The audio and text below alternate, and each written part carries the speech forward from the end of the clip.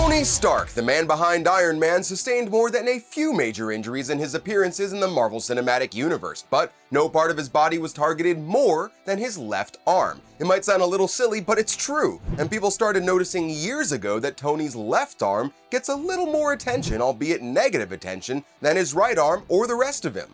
I'm Greg Elliott with Screen Rant, and let's take a look at every injury to Tony Stark's left arm in the MCU.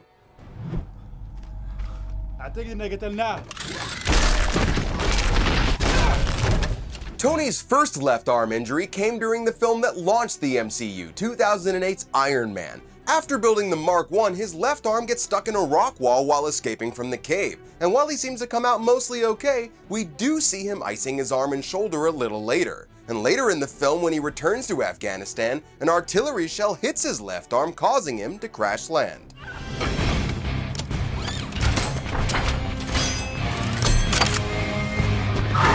In Iron Man 2, Tony faces off against Ivan Vanko in the middle of the Grand Prix racetrack, and during the fight, his left arm takes a few more hits, leaving his armor severely damaged. In Iron Man 3, we see that arm is still bothering him, and when he fights Aldrich Killian later in the movie, the left arm of Tony's suit gets yanked off, thankfully though, not with his arm still attached inside.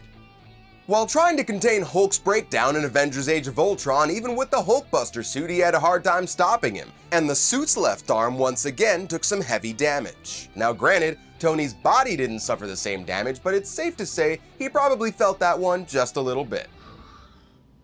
My left arm is numb, is that normal?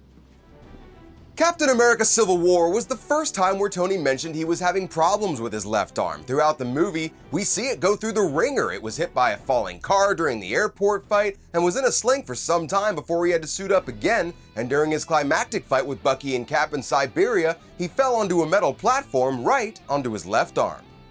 If you watch closely in SpiderMan Homecoming, Tony's arm problem is actually pretty apparent. When Tony sends a suit to remotely save Peter while he was in India, you can see Tony's left hand shaking, and when Tony confronts Peter after the ferry incident, he's nursing his left arm and wrist, clearly indicating that it's still bothering him.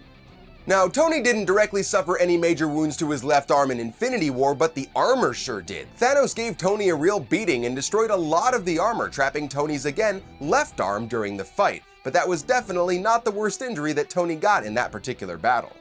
All this left side damage caused some folks to theorize that Tony would be wearing the Infinity Gauntlet at some point on his left arm in Avengers Endgame. And while they were right about him wielding the stones, for once, his left arm was left unscathed. He wore the Iron Gauntlet on his right hand, so it was his right arm that took the brunt of the damage when he snapped his fingers and saved the world, which unfortunately also killed him in the process.